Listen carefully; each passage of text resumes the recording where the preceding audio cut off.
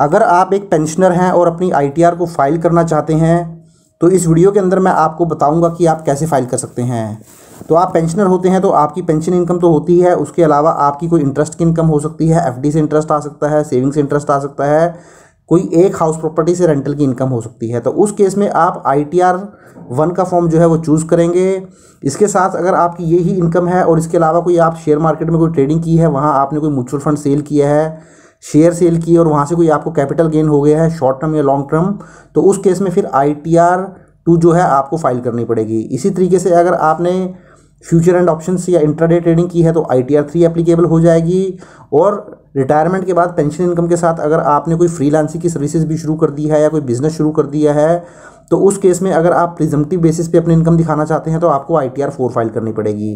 पर जनरली क्या होता है, पेंशन के केस में ITR 1 ही फॉर्म चूज़ किया जाता है क्योंकि यहाँ पर पेंशन इनकम होती है और मैक्सिमम पेंशनर्स के केस में जो है इंटरेस्ट की इनकम आती है। तो हम ITR 1 यहाँ पर फाइल करने वाले हैं। बट अगर आपके केस में ITR 2, ITR 3, ITR 4 एप्लीकेबल होती है तो आप मुझे कमेंट बॉक्स में टाइप करके बता सकते हैं, मैं उसके ऊपर भी सेपरेट वीडियो बना दूंगा। तो चलिए आज हम ITR 1 फाइल कर लेते हैं असेसमेंट ईयर 2023-24 के लिए। तो देखिए, सबसे पहले तो जब आप अपने इनकम टैक्स के पोर्टल पर लॉगिन कर लेंगे तो आपको कुछ इस तरीके से इंटरफेस नज़र आ जाएगा। तो अगर आप फर्स्ट टाइम अपनी ITR को फाइल कर रहे हैं तो इसके लिए आपको लॉगिन ID क्रिएट करना पड़ेगा। अब ये लॉगिन ID आप कैसे क्रिएट कर सकते हैं इसके ऊपर ऑलरेडी मैंने डिटेल में वीडियो बनाया हुआ है, उस वीडियो का लिंक भी आपको नीचे डिस्क्रिप्शन में मिल जाएगा। बट यहाँ मैं एक बात आपको बताता चलूँ, ITR फाइल करने से पहले सबसे पहले तो आप अपना 26 AS चेक कर लीजिए, एनुअल इन्फॉर्मेशन स्टेटमेंट को भी चेक कर लीजिए। अब 26 AS कैसे चेक करना है, एनुअल इन्फॉर्मेशन स्टेटमेंट कैसे चेक करना है, वो मैं यहाँ आपको नहीं बताऊंगा क्योंकि वीडियो जो है वो काफ़ी लंबा हो जाएगा। तो इसके ऊपर भी ऑलरेडी मैंने डिटेल में वीडियो बनाया हुआ है, उस वीडियो का लिंक भी आपको नीचे डिस्क्रिप्शन में मिल जाएगा। बट स्टिल मैं आपको दिखा देता हूँ, जब वो आप 26 AS आप अपना ओपन करेंगे तो यहाँ पर जो भी आपको पेंशन मिली होगी तो पेंशन की अमाउंट आपको यहाँ पर नज़र आ जाएगी। और जो डिडक्टर जिसने आपका TDS डिडक्ट किया होगा, नहीं भी डिडक्ट किया होगा तो उस केस में आप उसका 10 नंबर भी आपको नज़र आ जाएगा। सिमिलरली अगर आपको भी FD का इंटरेस्ट आता है तो यहाँ पे देखिए आपको FD का इंटरेस्ट भी नज़र आ जाएगा, बैंक का नाम नज़र आ जाएगा और उसका FD का इंटरेस्ट नज़र आ जाएगा। तो आप 26 AS के अंदर एक ज़रूर चेक कर लीजिए, जो भी आपका ये जो प्लस का निशान बना हुआ है जब आप इसके ऊपर क्लिक करेंगे तो ये पूरा ओपन हो जाएगा। यहाँ आप देख लीजिए आपको 12 एंट्री नज़र आ रही हैं कि नहीं आ रही हैं, क्योंकि आपको पेंशन जो मिलेगी वो 12 महीने की मिलेगी फाइनेंशियल ईयर। अगर मैं 22-23 की बात करता हूँ, 1 अप्रैल 2022 से 31 मार्च 2023 तक। तो अगर अभी आपकी 9 एंट्री आ रही हैं तो इसका मतलब ये है कि अभी आपका फॉर्म 26 AS जो है वो अपडेट नहीं हुआ है पूरे तरीके से, क्योंकि जो TDS की रिटर्न की लास्ट डेट होती है वो 31 मई 2023 होती है। तो अभी आप कुछ दिन वेट कर लीजिए और आप 10 जून के बाद ही अपनी ITR को फाइल कीजिए। अगर आपकी एंट्री यहाँ आपको पूरी नज़र आ जाएंगी 12 तो फिर ओके है, फिर कोई दिक्कत वाली बात नहीं है। इसी तरीके से जब आप अपना AIS देखेंगे, एनुअल इन्फॉर्मेशन स्टेटमेंट चेक करेंगे तो आपको अपना एनुअल इन्फॉर्मेशन स्टेटमेंट इस तरीके से नज़र आ जाएगा, जहाँ पर देखिए आपका TIS आप देखेंगे, टैक्स पेयर इन्फॉर्मेशन समरी, और साइड में ही आपको AIS नज़र आ जाएगा, एनुअल इन्फॉर्मेशन स्टेटमेंट। तो यहाँ पे क्लिक करेंगे तो आपको डिटेल में नज़र आ जाएगा। तो देखिए यहाँ पर भी आपकी सैलरी आपको पूरे साल में कितनी आई वो बता देगा, कोई डिविडेंड मिला है, इंटरेस्ट ऑन डिपॉजिट मिला है, तो सारी ही डिटेल आपको यहाँ पर भी नज़र आ जाएंगी। तो आप जब भी अपनी ITR फाइल करना जाएँ 26 AS को और एनुअल इन्फॉर्मेशन स्टेटमेंट को ज़रूर चेक कर लें और एक एक्चुअल वर्किंग अपने पास खुद भी रखें। जैसे कि मैं आपको दिखा देता हूँ, एक मैंने एक्चुअल वर्किंग भी की हुई है एक्सेल के अंदर।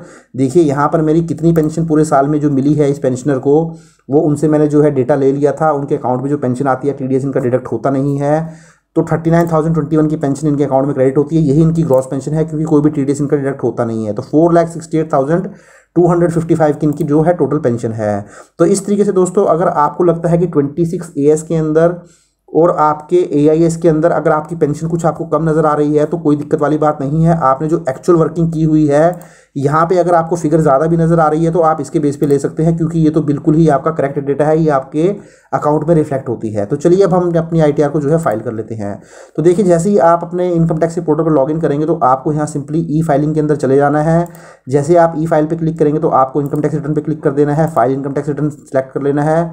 उसके बाद यहाँ पे आपको असेसमेंट ईयर में 2023-24 सेलेक्ट कर लेना है, ऑनलाइन मोड पे क्लिक कर देना है, कंटिन्यू कर देना है। उसके बाद आपको यहाँ पे स्टार्ट न्यू फाइलिंग कर देना है। तो आप एक इंडिविजुअल हैं तो आप इंडिविजुअल सेलेक्ट कर लीजिए और उसको कंटिन्यू कर दीजिए। उसके बाद यहाँ पे देखिए आपको 2 फॉर्म नजर आएंगे, तो आप ITR 1 फाइल कर रहे हैं तो उसको सेलेक्ट कर लीजिए और प्रोसीड विद ITR 1 कर दीजिए। उसके बाद लेट गेट स्टार्टेड कर दीजिए। उसके बाद देखिए आप यहाँ पर एक पेंशनर है जो कि सीनियर सिटीजन है, तो अगर taxable income is more than basic exemption limit, तो सीनियर सिटीजन के केस में क्या होता है, बेसिक एग्जम्पशन लिमिट जो है वो 3 लाख होती है। तो यहाँ पर जो इनकी टैक्सेबल इनकम है वो 3 लाख से ज़्यादा है, इसलिए मैं सिलेक्ट कर लेता हूँ। बट अगर आपको लगता है कि आपकी जो इनकम है वो 3 लाख से ज़्यादा नहीं है, सीनियर सिटीजन है, तो उस केस में अगर आपने कुछ ऐसा किया है कि 2 लाख, आपने कोई फॉरेन ट्रैवल किया और 2 लाख से ज़्यादा का खर्चा कर दिया, या साल के अंदर आपने 1 लाख से ज़्यादा का बिजली का बिल पे किया है, तो उस केस में आप ये चूज़ कर सकते हैं। अदरवाइज दोनों ही कंडीशन आपके ऊपर एप्लीकेबल नहीं होती हैं, तो आप अदर पे सिलेक्ट करके इसको चूज़ कर सकते हैं। तो चलिए अब मैं कंटिन्यू कर देता हूं, क्योंकि मैंने ये वाला ऑप्शन चूज़ कर लिया है। यहाँ पे जो मेरी टैक्सेबल इनकम है वो 3 लाख रुपये से ज़्यादा है, तो इसको कंटिन्यू कर देता हूँ। अब देखिए आप कुछ इस तरीके से वो बोलेगा, तो आप इसको ओके कर दीजिए। तो देखिए अब यहाँ पे आपको एक टैब नज़र आ जाएंगे, पर्सनल इन्फॉर्मेशन का, ग्रॉस टोटल इनकम का, टोटल डिडक्शन का, टैक्स पेड का, और इसी तरीके से एक और नीचे आपको टैब नज़र आ जाएगा। तो आपको एक एक करके सारे ही टैब को कंफर्म करते चले जाना है। तो सबसे पहले पर्सनल इन्फॉर्मेशन का टैब कंफर्म कर लेते हैं।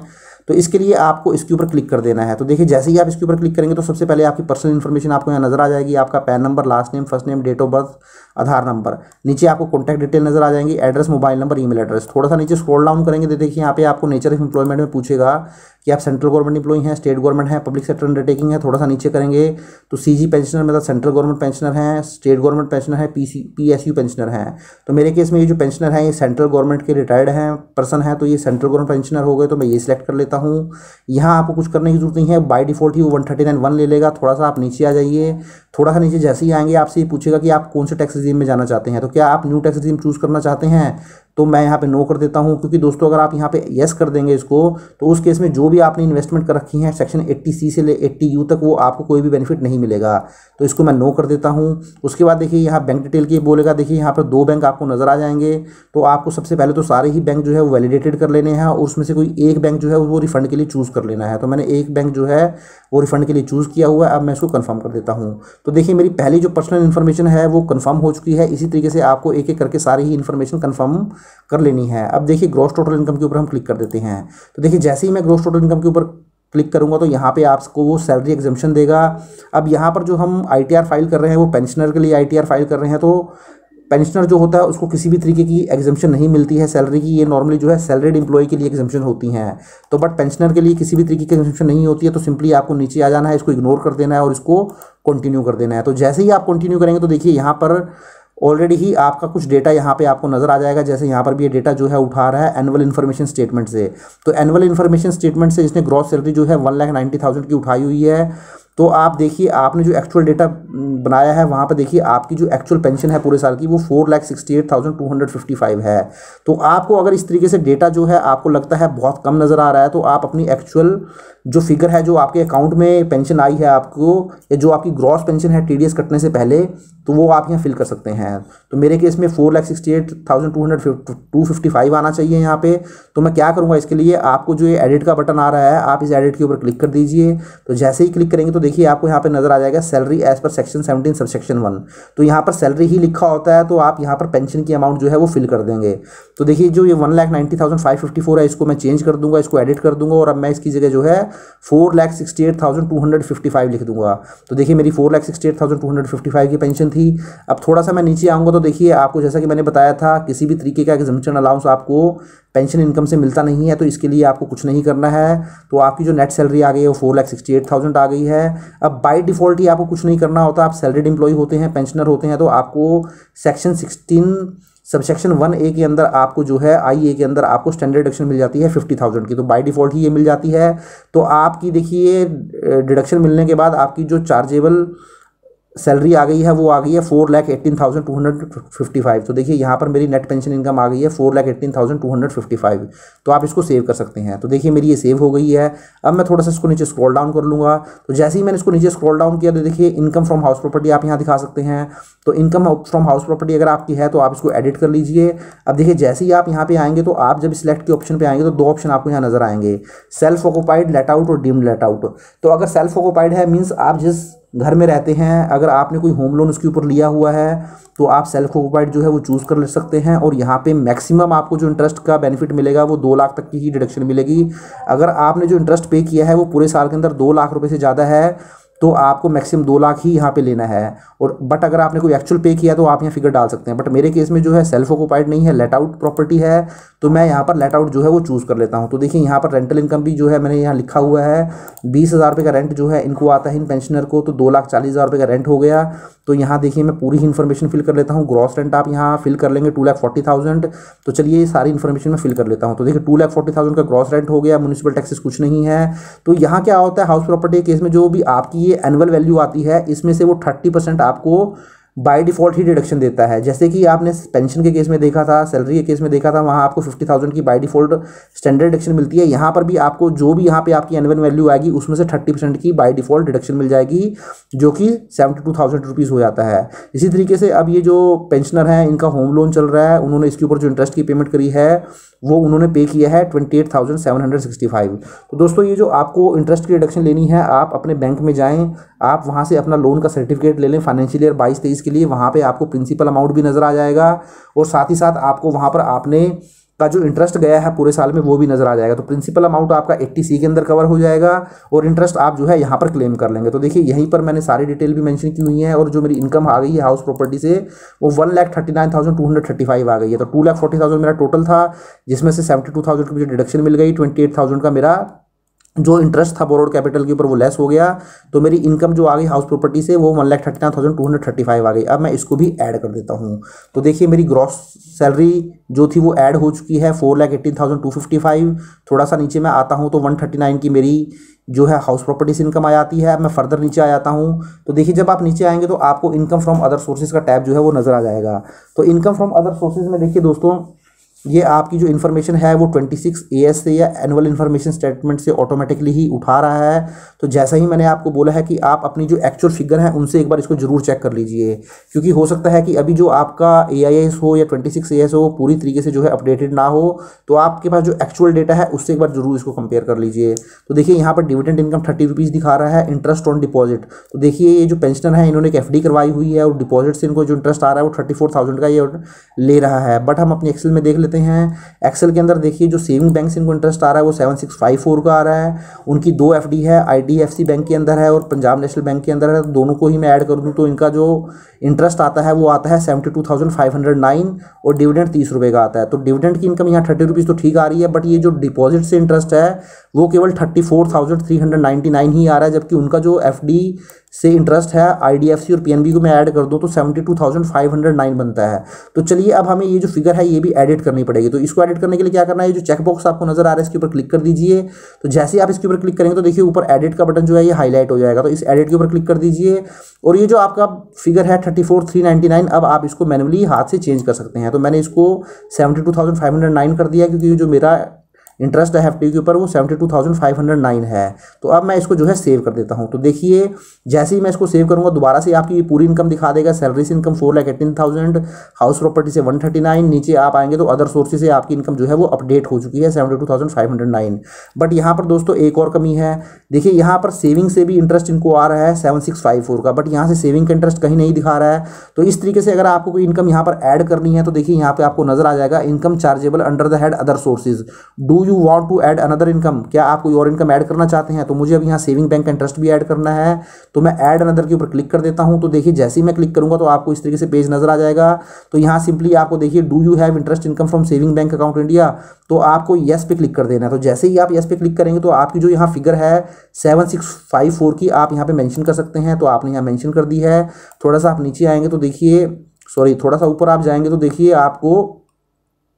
आपको देखिए ऑटोमेटिकली जो FD का इंटरेस्ट मैंने वहाँ फिल किया था वो 72,509 का, ये देखिए 72,509 का ये आपको यहाँ पे नज़र आ जाएगा। तो ये पहले से ही आपको नज़र आ रहा है क्योंकि ये मैं पहले ही फिल कर चुका हूँ।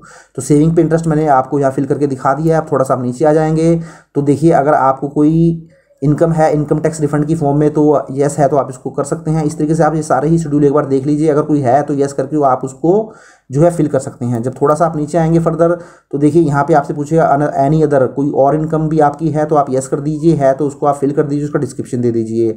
फाइनली ये आपसे से पूछेगा डिविडेंड इनकम है तो डिविडेंड इनकम ये बाय डिफॉल्ट 30 रुपीज़ जो है वो उठा रहा है। थोड़ा सा मैं नीचे आ जाता हूँ तो 30 रुपीज़ देखिए 15 जून 2022 तक की इनकम है तो इसने बाय डिफॉल्ट यहाँ पे ले ली है। तो अब आप जो है सारी इन्फॉर्मेशन आपकी आ चुकी है, इनकम की इन्फॉर्मेशन आपकी आ चुकी है। अगर मैं आपको यहाँ एक बात बताता चलूँ, अगर आपकी डिविडेंड इनकम सपोज करें 2000, 3000, 5000 कुछ भी है, तो आप एक बार उसको जरूर चेक कर लीजिए और उसको आप इस ब्रेकअप के अकॉर्डिंग दे दीजिए। आपको अगर 5000 की इनकम है सपोज डिविडेंड की, तो आपको यहाँ इस पीरियड के अकॉर्डिंग उस इनकम का डिस्ट्रीब्यूशन करना पड़ेगा कि 15 जून तक आपको कितनी हुई, 16 से जून से लेके 15 सितंबर के बीच में कितनी हुई, तो वो आपको इस तरीके से ब्रेकअप देना पड़ेगा। तो मेरे केस में 30 रुपीज़ है मात्र, और वो भी 15 जून 2022 तक है, तो वो बाय डिफ़ॉल्ट सिस्टम ने ले लिया है। अब मैं इसको कंटिन्यू कर देता हूँ। तो देखिए जैसे ही मैंने कंटिन्यू किया मेरी सारी इनकम आ चुकी है। तो सबसे पहले देखिए ये वेरीफाई कर रहा है आपकी इनकम सोर्स डिटेल। सबसे पहले आपकी सैलरी की इनकम आ गई 4,18,000। थोड़ा सा नीचे आऊँगा, हाउस प्रॉपर्टी की इनकम आ गई 1,39,000। थोड़ा सा नीचे और आ जाता हूँ तो वह मेरी डिविडेंड इनकम आ गई है, इंटरेस्ट ऑन फ्रॉम FD आ गया है, interest on saving bank account आ गया है, और मेरी टोटल जो इनकम फ्रॉम अदर सोर्सेज आ गई है वो आ गई है 80,193। तो देखिए 80,193 मेरी इनकम फ्रॉम अदर सोर्सेज आ चुकी है। अब मैं थोड़ा सा इसको नीचे स्क्रॉल डाउन कर देता हूँ। तो देखिए मेरी जो ग्रॉस टोटल इनकम आ गई है वो आ गई है दोस्तों 6,37,683। तो यहाँ पर भी आप देख सकते हैं 6,37,683 की मेरी ग्रॉस टोटल इनकम आ चुकी है। तो इस तरीके से आप एक एक्सेल भी जरूर मेंटेन कर लें, क्योंकि क्या है सपोज करें जैसा कि मैं आपको बता रहा हूँ यहाँ 26 AS अगर पूरी तरीके से अपडेट नहीं हुआ है, या 26 AS या AIS एनुअल इन्फॉर्मेशन अपडेट भी हो चुका है, बट अगर आपको लगता है वहाँ आपकी इनकम आपको कम नज़र आ रही है, तो आप प्लीज़ यहाँ पर अपनी इनकम को कम मत दिखाइए। जो आपकी एक्चुअल इनकम आपके पास है आप उसको ही दिखाइए और उस इन्फॉर्मेशन को आप एडिट कर लीजिए, जैसे मैंने आपको यहाँ पर एडिट करके दिखाया था और आपको एक्चुअल इनकम जो है वहाँ फिल करके दिखाई थी। तो अब सारी इनकम आ चुकी है, अब आप इसको कंफर्म कर दीजिए। तो देखिए जैसे ही आप इसको कंफर्म करेंगे तो आपकी जो ग्रोस टोटल इनकम है 6,37,683, तो ये आपकी यहाँ पर आ चुकी है। अब इसी तरीके से हमें टोटल डिडक्शन का टैब भी जो है करेक्ट कर लेना है। तो टोटल डिडक्शन के ऊपर मैं क्लिक कर देता हूँ। तो जैसे ही मैं क्लिक करूँगा तो देखिए यहाँ पर आपको सारी डिडक्शन आ जाएंगी। क्या आपने कोई डोनेशन पे किया है, तो इस तरीके से अगर आपने कुछ पे किया है, इसी तरीके से आपने क्या कोई डिडक्शन लेना चाहते हैं सेक्शन 80GG के अंदर, तो यस है तो आप यस कर सकते हैं। थोड़ा सा नीचे आ जाइए। अब देखिए सबसे जो फेमस डिडक्शन होती है दोस्तों वो होती है 80C की, जहाँ पर आप मैक्सिमम 1.50 लाख तक की डिडक्शन जो है वो क्लेम कर सकते हैं। जहाँ पे आपको अगर आपने कोई PPF परचेज किया है, लाइफ इंश्योरेंस प्रीमियम आपने पे किया है, इसी तरीके से आपका कोई प्रोविडेंट फंड करता है, टैक्स सेवर FD आपने ली है, आपके बच्चों की स्कूल फीस जाती है, होम लोन प्रिंसिपल है। तो जैसे मैंने आपको बताया था कि यहाँ पे जो हमने इंटरेस्ट की रिडक्शन क्लेम की थी, इनका कोई होम लोन चल रहा था, तो वहाँ इंटरेस्ट की रिडक्शन तो इनको हाउस प्रॉपर्टी में क्लेम हो गई, और जो होम लोन प्रिंसिपल है वो उनको 80C के अंदर कवर हो जाएगा। तो यहाँ पे आपको जो भी 80C के अंदर अमाउंट होगा वो टोटल मेंशन कर देना है। यहाँ पे आपको ब्रेकअप देने की जरूरत नहीं है कि आपने LIC के लिए कितना पे किया, PPF में कितना डाला, जो भी टोटल आपने पे किया आप यहाँ डाल दीजिए। तो मेरे केस में 80C के अंदर टोटल जो अमाउंट है वो है 69987। तो मैं यहाँ पे यस कर देता हूँ, और यहाँ पर यस करने के बाद देखिए आपसे अमाउंट पूछेगा, आप 69987 की फिगर यहाँ फिल कर सकते हैं। सिमिलरली यहाँ पे आपसे फर्दर ये पूछेगा 80CCD सबसेक्शन 2, जहाँ पर contribution to pension scheme of central government by employer. अगर ऐसी कोई डिडक्शन है तो आप डाल सकते हैं, बट ये जो है एम्प्लॉय के लिए है, आप पेंशनर है तो आपके केस में एप्लीकेबल नहीं होगी। इस तरीके से देखिए दोस्तों, अब यहाँ पे सेक्शन 80D के अंदर अगर आपने कोई मेडिक्लेम पॉलिसी ली है या अपने मेडिकल के ऊपर कुछ खर्चा किया है, तो आप यहाँ पे जो है इसको चूज कर सकते हैं। तो यहाँ इन्होंने 80D के अंदर भी देखिए 21,654 रुपये का जो है खर्चा किया है, तो मैं यहाँ पे यस कर देता हूँ। तो जैसे ही मैं यस करूँगा, यहाँ पे अमाउंट आपको फिल करने के लिए नहीं बोलेगा, अमाउंट आपको आगे फिल करनी पड़ेगी, तो आप इसको यस करके रख सकते हैं। नीचे सेक्शन 80E है, अगर आपने कोई एजुकेशन लोन लिया है अपने बच्चों के लिए, वहाँ आपने इंटरेस्ट की पेमेंट की है, तो आप इसको यस करके वहाँ पे अमाउंट डाल सकते हैं। मेरे केस में कोई नहीं है।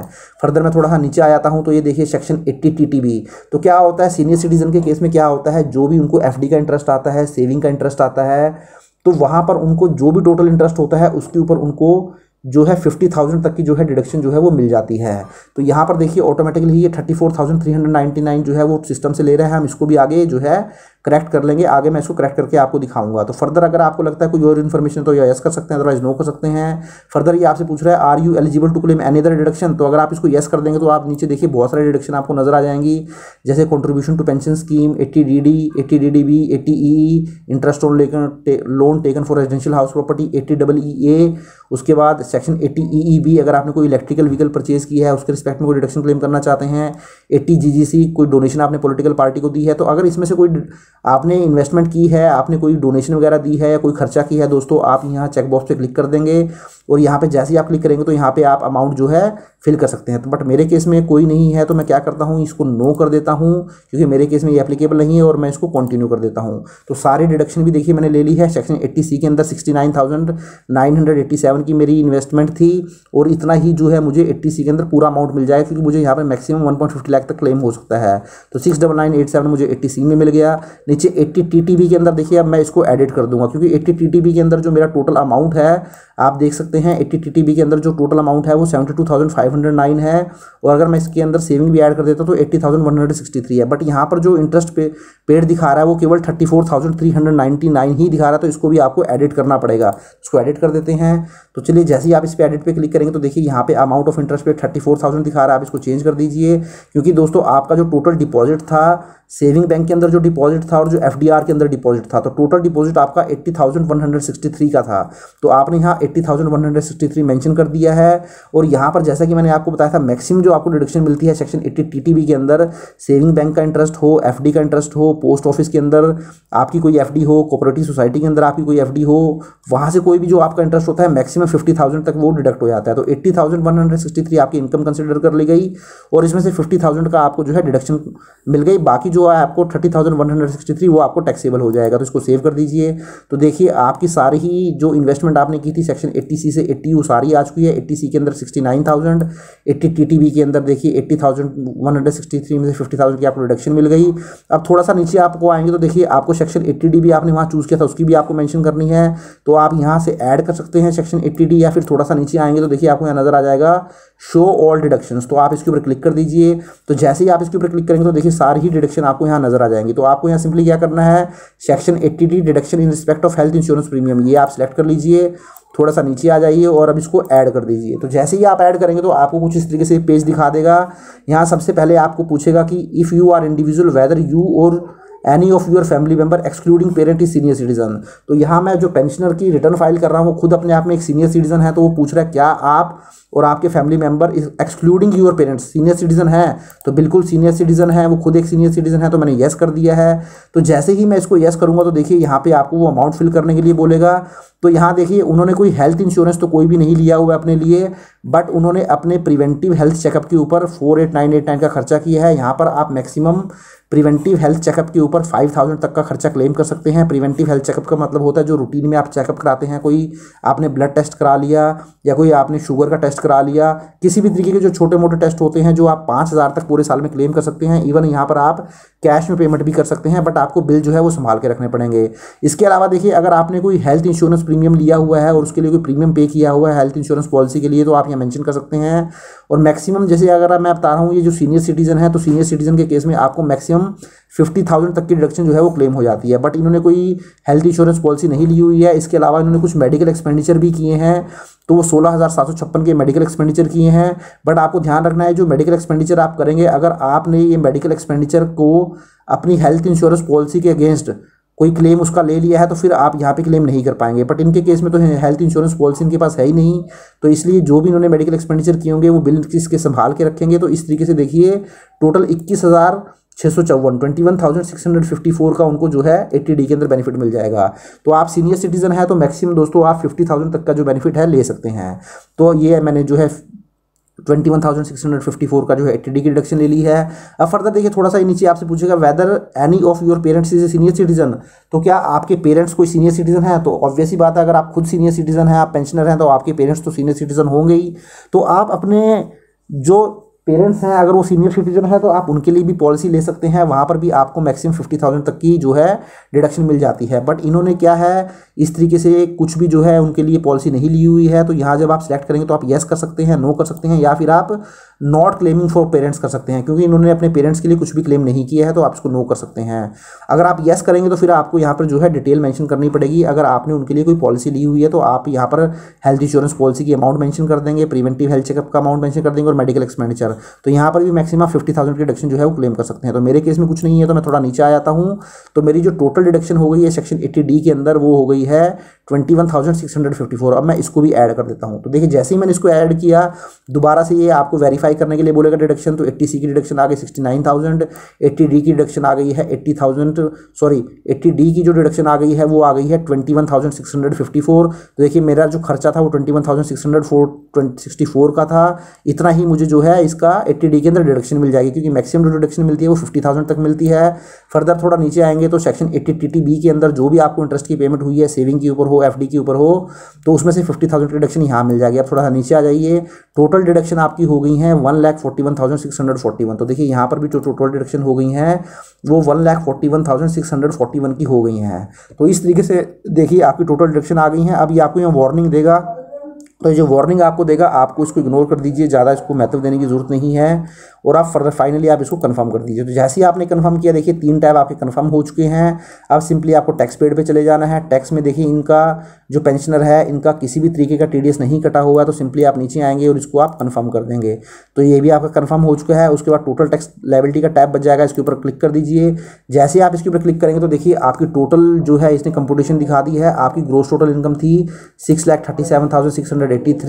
उसका टोटल डिडक्शन आपकी थी 1,41,641, और आपकी जो टैक्सेबल इनकम आ गई है दोस्तों वो आ गई है 4,96,040। तो यही मेरी आ रही है, इसने इसको राउंड ऑफ कर दिया है 4,96,042। तो 4,96,040 जो है आ गई है। अब जो 4,96,040 है इसके ऊपर जो मैंने ओल्ड टैक्स रिजीम जो है चूज़ किया, उसके हिसाब से जो टैक्स स्लैब लगा, जो टैक्स मेरा बन गया वो बन गया 9802।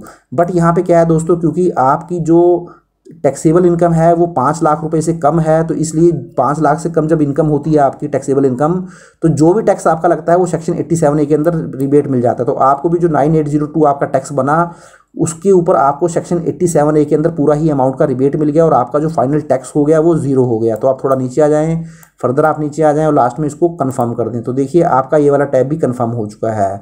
तो अब देखिए थोड़ा सा और नीचे आ जाएं, तो देखिए थोड़ा सा जैसे ही आप नीचे करेंगे तो आपके सारे टैब कंफर्म हो चुके हैं। अब आप इसको प्रोसीड कर सकते हैं। तो जैसे ही आप प्रोसीड करेंगे तो देखिए you need to make a payment of 0, ना ही आपको कोई रिफंड बनता है, क्योंकि टीडीएस आपका कटा ही नहीं हुआ, तो रिफंड मिलने का सवाल ही पैदा नहीं होता है। और ना ही आपकी कोई टैक्स लायबिलिटी बनती है, क्योंकि आपकी जो इनकम है टैक्सेबल इनकम है वो 5 लाख रुपये से कम है। जब 5 लाख रुपये से कम होती है तो जो भी टैक्स बनता है वो सेक्शन 87A के अंदर रिबेट मिल जाता है। तो देखिए आपकी ग्रॉस टोटल इनकम आ गई, ये आपकी टोटल डिडक्शन आ गई, ये आपकी टैक्सेबल इनकम आ गई, पूरा ही देखिए आपने इसका कैलकुलेशन कर दी है। टैक्स किसी जगह लगेगा नहीं। अब आपको जो प्रीव्यू रिटर्न आएगा आप इसके ऊपर क्लिक कर सकते हैं। तो जैसे ही आप क्लिक करेंगे तो देखिए आपका इस तरीके से ये पेज नज़र आ जाएगा। आपका नाम आ जाएगा, आपके फादर का नाम आ जाएगा, आपका सेल्फ यहाँ कर दिया है। अब आप इस चेक बॉक्स के ऊपर क्लिक कर दिए। जैसे ही क्लिक करेंगे तो देखिए आपको ये प्रोसीड टू प्रीव्यू बोलेगा, तो प्रोसीड टू प्रीव्यू के ऊपर क्लिक कर दीजिए। आपको ये पेज नज़र आ जाएगा दोस्तों। अब इस पेज को आप अच्छी तरीके से चेक कर लीजिए, जहाँ पे आपकी पर्सनल इन्फॉर्मेशन आएगी, जो भी आपने इनकम मेंशन की है, पेंशन की इनकम हो गई, हाउस प्रॉपर्टी की हो गई, अदर सोर्सेज की होगी, वो सारी ही एक बार आप चेक कर लीजिए। और अगर आपको लगता है कि उसमें कुछ मिस्टेक है तो आप उसको एडिट कर सकते हैं। तो देखिए अब फर्दर आप इसको नीचे स्क्रॉल डाउन कर लीजिए, लास्ट में ये वेरिफिकेशन का पेज आएगा। वेरिफिकेशन के पेज पे आने के बाद आप प्रोसीड टू वैलिडेशन कर दीजिए। तो देखिए मेरी जो वैलिडेशन है वो सक्सेसफुल हो चुकी है, किसी भी तरीके की इसके अंदर एरर नहीं है।